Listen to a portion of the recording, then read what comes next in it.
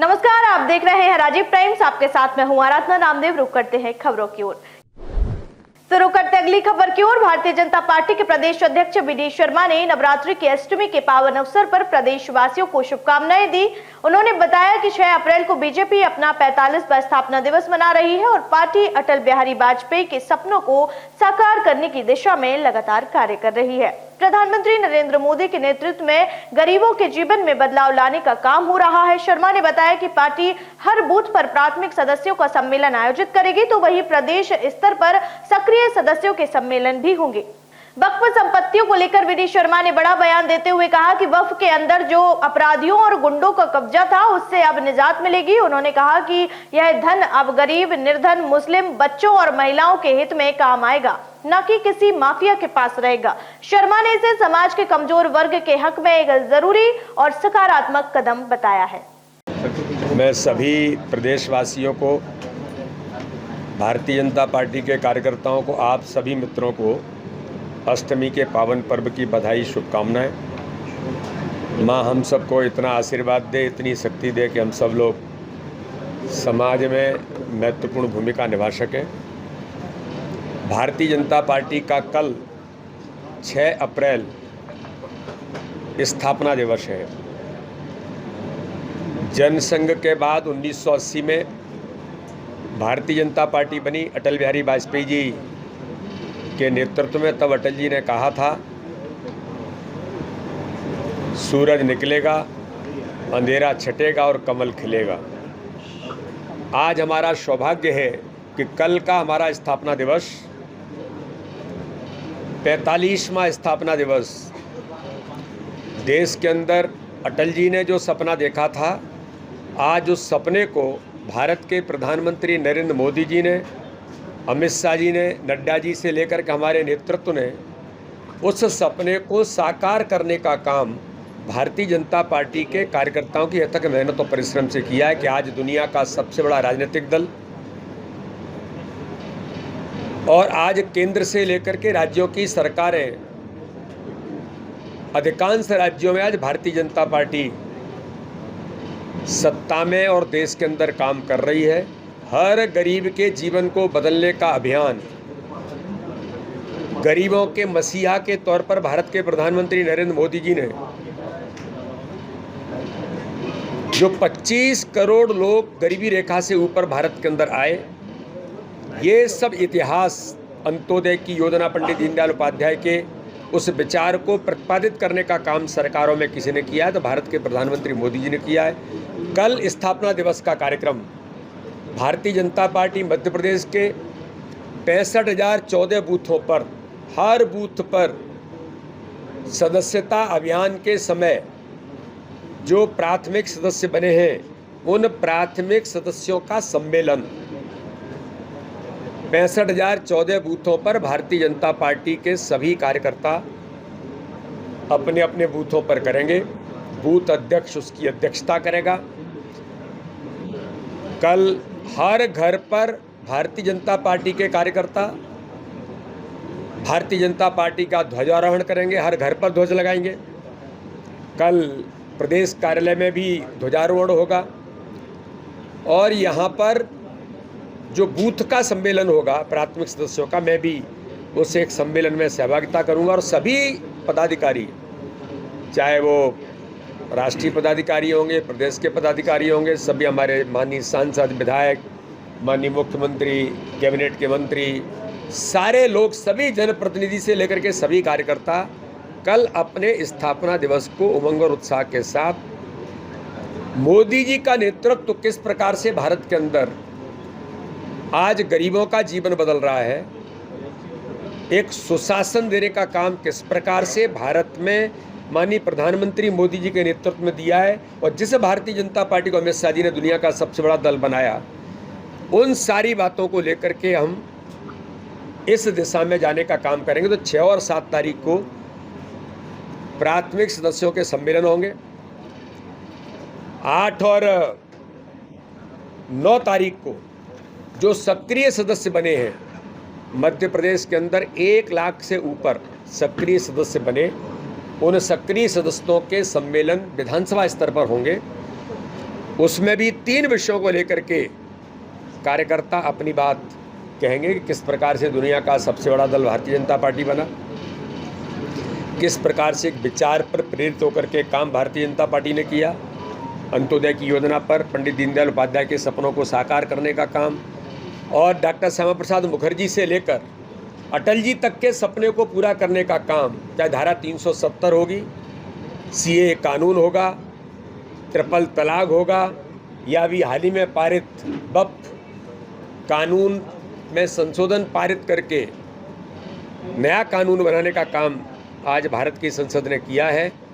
तो केन बेतवा जैसी लिंक परियोजना के रिवर लिंक परियोजना को मध्य प्रदेश के अंदर साकार रूप अटल जी के सपने को देने का काम प्रधानमंत्री मोदी जी ने किया है। इन सारे मुद्दों की चर्चा प्राथमिक सदस्यों से लेकर के हमारे सक्रिय सदस्यों तक भारतीय जनता पार्टी के सभी कार्यकर्ता करेंगे, और सभी वरिष्ठ, सभी हमारे पूर्व पदाधिकारी, इन सम्मेलनों में सभी कार्यकर्ता उपस्थित रहेंगे। आगामी आने वाले समय में 14 अप्रैल बाबा साहब अम्बेडकर जी की जन्म जयंती है, उस पर भी व्यापक अभियान, घर घर संपर्क के अभियान, बस्तियों के अंदर जाएंगे। और एक बात और मैं आपको बताना चाहता हूं कि 7 तारीख से लेकर के 14 तक गांव और बस्ती चलो का अभियान जो पहले भी हमने किया था, सभी भारतीय जनता पार्टी के पदाधिकारी 3 दिन, एक दिन में 8 घंटे यानी 24 घंटे संपर्क अभियान के साथ। तो रुक करते अगली खबर की ओर। आपको बता दें, भोपाल सांसद आलोक शर्मा ने वक्फ संशोधन बिल का समर्थन करते हुए बड़ा बयान दिया है। उन्होंने कहा है कि वक्फ बोर्ड की संपत्तियों पर अवैध कब्जा करने वालों को अब सेंट्रल जेल जाना होगा। शर्मा ने बताया कि बिल का विरोध वही लोग कर रहे हैं जिनके नाम इन संपत्ति घोटालों में उजागर होने वाले हैं। कतिपय नेता वक्फ की संपत्तियों से चौथ वसूली कर रहे हैं और अब उन्हें जवाब देना होगा। उन्होंने कहा कि सभी संपत्तियों की जांच की जाएगी और जिन लोगों ने लूटपाट की है उनके खिलाफ अपराध दर्ज कर उन्हें जेल भेजा जाएगा। हमारे देश में लगातार यात्री सुविधा में वृद्धि की जा रही है। आज भोपाल वासियों के लिए, मध्य प्रदेश वासियों के लिए बड़ा ऐतिहासिक दिन बनने जा रहा है कि आज यहाँ पे भोपाल रेलवे स्टेशन के ऊपर पार्ड होटल का विधिवत रूप से डीआरएम साहब की उपस्थिति में यहाँ पे शुभारंभ किया है। अब हमारा भोपाल बदल रहा है। जिस प्रकार से एयरपोर्ट पे यात्रियों को सुविधाएं मिलती थी, उसी प्रकार की सुविधाएं भोपाल के रेलवे स्टेशन पे भी मिलेंगी। इसके लिए मैं देश के यशस्वी प्रधानमंत्री आदरणीय नरेंद्र मोदी जी का, देश के यशस्वी हमारे केंद्रीय रेल मंत्री अश्विनी वैष्णव जी का, उनकी दूरदृष्टि के लिए मैं बहुत बहुत शुभकामनाएं देता हूं, बधाई देता हूं। वास्तव में आज हमारा देश बदल रहा है, हमारा प्रदेश बदल रहा है, हमारा भोपाल बदल रहा है। आज समाज में व्यक्ति भाग दौड़ की जिंदगी व्यतीत कर रहा है। आज व्यक्ति को एक शहर से दूसरे शहर रेल के माध्यम से यात्रा करना पड़ती है। कभी भोपाल में ट्रेन रात को 11 बजे आती है, उसको दूसरी ट्रेन सुबह 5 बजे पकड़ना है, तो वो 4-5 घंटे भोपाल जिला न्यायालय परिसर में अधिवक्ताओं ने वक्फ बोर्ड संशोधन बिल के समर्थन में सामूहिक रूप से हनुमान चालीसा का पाठ किया। उन्होंने इस निर्णय को ऐतिहासिक बताते हुए कहा कि इससे पारदर्शिता बढ़ेगी और वक्फ संपत्तियों का दुरुपयोग रुकेगा। अधिवक्ताओं ने आरोप लगाया कि पहले प्रभावशाली लोग वक्फ की संपत्तियों का गलत इस्तेमाल करते थे, जिससे गरीब मुस्लिमों को कोई लाभ नहीं मिलता था। संशोधन के बाद वक्फ फंड का उपयोग केवल संबंधित कार्यों में होगा और सरकारी भूमि पर मनमाना कब्जा नहीं हो सकेगा। उन्होंने इसे सभी समुदायों के हित में बताया। संस्कृति का जो उद्देश्य है मंदिर पे जाना, हनुमान चालीसा का पाठ करना, लेकिन इस जो बिल जो पारित हुआ है लोकसभा में, राज्यसभा में, उससे बहुत जनमानस में खुशी की लहर है। और जिस वर्ग के लिए जो है आवश्यकता थी वक्फ की, वक्फ मतलब रहता है दान, तो जो संपत्ति की वाकई में जिस व्यक्ति को आवश्यकता थी, जिसका लाभ जिस वर्ग को मिलना चाहिए वो मिलेगा। इस बिल के आने से जो एक्ट में अमेंडमेंट हुआ है वो बहुत सराहनीय है, क्योंकि जो पहले 1995-2013 का जो अमेंडमेंट था वो तो नो वकील, नो दलील, नो अपील, वो वाली स्थिति थी। ये मेरिट के आधार पर सारी चीज़ों की जो है व्याख्या करके और 2 करोड़ लोगों की जो है जेपीसी में जो है राय ली थी। इसके बाद में इसका खुले लोकसभा में राज्यसभा में इस पर बहस हुई और इसका समर्थन मिला और ये माननीय जो है महामहिम राष्ट्रपति जी के पास ही बिल पहुंचा। इससे बहुत प्रांत विधि प्रमुख विश्व हिंदू परिषद, मैं माननीय केंद्र सरकार का, लोकसभा का, राज्यसभा का हृदय से धन्यवाद देता हूं कि उन्होंने जो वक्फ की जो जमीन थी उसको भू माफियाओं से बचाने का काम करा है और इस देश में निरंतर जहां पर उंगली वक्फ वाले रख देते थे वो जमीन उनकी हो जाती थी, अब उनकी उंगली ने उनका हाथ काट दिया और इसलिए सबको बहुत बहुत शुभकामनाएं। देखिए, हम लोगों को बहुत खुशी है और खुशी की वजह से आज हमने सुंदरकांड का पाठ, हनुमान चालीसा का पाठ, नवरात्रि चल रही है इसलिए देवी जी की आरती, देवी जी की भक्ति का हमने जो है प्रायोजन है। वास्तव में क्या है, ये सब आप तो मीडिया वाले हैं, आपको सब जानकारी है। ये वक्फ एक्ट में जो संशोधन हुआ है वो जनहित में है, मुस्लिमों के लिए हित में है, क्योंकि 75% मुसलमानों को ये जानकारी नहीं है जो वास्तव में विरोध कर रहे हैं कि इसमें संशोधन हुआ क्या है, जबकि वास्तव में उनकी भलाई के लिए संशोधन किया है। हम माननीय प्रधानमंत्री नरेंद्र मोदी जी को, दोनों सदनों को, पार्लियामेंट के लिए, राज्यसभा के लिए, जिन्होंने बहुत कानूनी तरीके से इस बिल को पारित किया, हम सारी कैबिनेट का, राज्यसभा सदस्य का, सभी का हम धन्यवाद अदा करते हैं और हम सब सहमत हैं। हमारी सबकी तरफ से शासन को सहमति है। बहुत अच्छा स्टेप है, बहुत अच्छा कदम है। मुझे अफसोस होता है इसके पहले कई संशोधन हुए तो कोई नहीं आया। आज यदि माननीय नरेंद्र मोदी जी की अध्यक्षता में, नरेंद्र मोदी जी की सोच में कि अच्छा जनहित में है तो दुनिया के लोग विरोध कर रहे हैं। कुछ लोगों का काम विरोध करना है तो विरोध करना है। किसान कांग्रेस प्रदेश अध्यक्ष धर्मेंद्र सिंह चौहान ने राज्य सरकार पर तीखा हमला करते हुए कहा है कि 0% ब्याज की योजना एक झूठा ढोल है जिससे किसान कर्जदार बन रहे हैं। उन्होंने आरोप लगाया कि सरकार लैंड पूलिंग एक्ट के जरिए किसानों की जमीनें जबरन हड़पने की साजिश कर रही है और भूमि अधिग्रहण कानून का उल्लंघन हो रहा है। चौहान ने कहा कि किसान को उसकी उपज का दाम, मुआवजा और समय पर खाद नहीं मिल रहा है, जिससे फसल उत्पादन प्रभावित हुआ है। उन्होंने खाद की कालाबाजारी, नकली कीटनाशकों की बिक्री और भाजपा नेताओं की लूट का आरोप लगाया है। सादर नमस्कार। आज इस पत्रकार वार्ता को लेने की आवश्यकता क्यों पड़ी? साथियों, 2023 में चुनाव पूर्व भारतीय जनता पार्टी की सरकार ने मध्य प्रदेश के किसानों से वादा किया था कि हम आपकी आय दुगनी करेंगे। गेहूं का दाम 2700 रुपये कुंटल देंगे, 3100 रुपये में धान खरीदेंगे।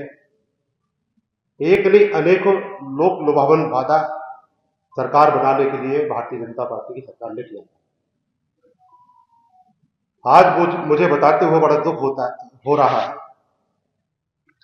एक भी वादा भारतीय जनता पार्टी की सरकार ने किसानों का पूरा नहीं किया। अपितु आप देखेंगे कि आज खेतों में किसानों की फसल खड़ी है। किसान साहूकारों से कर्ज लेकर अपना और अपने परिवार का भरण पोषण करने को विवश है। कई केंद्रों पर तुलाई केंद्र स्टार्ट नहीं हुए, कांटे स्टार्ट नहीं हुए। सरकार ने जो केसीसी लोन किसानों ने लिया था उसको जमा करने की तारीख 31 मार्च तय की थी। मैं पूछना चाहता हूं, जब किसानों के खाते में पैसे नहीं आए, उनकी फसल की तुलाई नहीं हुई, वो अपना ऋण कैसे जमा कर सकते हैं?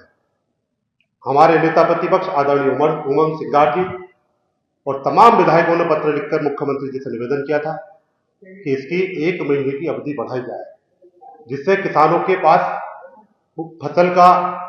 फसल बेचकर उसके खाते में पर्याप्त राशि आ जाए, जिससे वो समय पे अपना ऋण चुका पाए।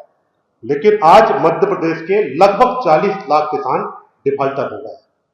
मेरे साथ बैरसिया से पधारे हुए आपके प्रकाश जाट जी, आदरणीय यादव जी और तमाम किसान यहाँ मौजूद हैं, जिनको 1000 से लेकर 50-50 हजार तक का इनसे ब्याज का भुगतान सरकार ने दिया है। तो मैं पूछना चाहता हूं मोहन सरकार से कि आप किसानों को षड्यंत्र पूर्वक कर्ज में डुबोना चाहते हैं। आपने जो वादे किए थे चुनाव पूर्व, एक भी वादा आपने पूरा नहीं किया। दूसरा एक गंभीर विषय है, जो टीएनसीपी एक्ट में संशोधन कर आपने लैंड पूलिंग एक्ट जो लेके आए हैं, उसके तहत उज्जैन और पूरे मध्य प्रदेश में वो एक्ट लागू हो गया है। अब किसान को अधिकार नहीं है कि वो कोर्ट जाए, कोर्ट में जाकर याचिका दायर करे। किसान को विरोध करने का अधिकार नहीं है। अगर किसान विरोध करेगा तो सीधे उठा के जेल पहुंचा दिया जाएगा, किसान को कोई मुआवजा नहीं दिया जाएगा, सीधे जमीन एक्वायर करेंगे किसानों की और आधी जमीन डेवलप करके देंगे। ये कोई समय सीमा तय नहीं की आपने कि आधी जमीन कब मिलेगी, कब डेवलपमेंट होगा, कौन से उद्योग आएंगे, कोई तय नहीं। उज्जैन सिंगस्त के लिए हजारों वर्षों से किसान अपनी जमीन सिंगस्त के लिए दे रहे थे। आज भी किसान तैयार है। हम लोग गांव-गांव गए, किसानों से मिले, किसानों ने बोला कि हम जो मुआवजा राशि मिलती थी उज्जैन सिंगस्त के लिए, हम मुआवजा राशि लेने को भी तैयार नहीं, वो भी छोड़ते हैं, लेकिन हमारी जमीन परमानेंट एक्वायर ना की जाए। अब मैं पूछना चाहता हूं मोहन सरकार से कि किसको लाभ देने के लिए आप लैंड एक्वायर कर रहे हैं, आपका मकसद क्या है? निश्चित रूप से आप देखिए, इससे बड़ा षड्यंत्र कुछ हो नहीं सकता। इससे बड़ा षड्यंत्र पूरे भारत में नहीं हुआ होगा कि एक मुख्यमंत्री ने अपनी सारी जमीन जो सिंगस्त मेला क्षेत्र था उससे हटवा ली और पूरे उज्जैन के किसानों की लगभग 14 गांव की। खबरों में फिलहाल इतना ही। देश दुनिया की तमाम खबरें देखने के लिए देखते रहिए राजीव टाइम्स। नमस्कार।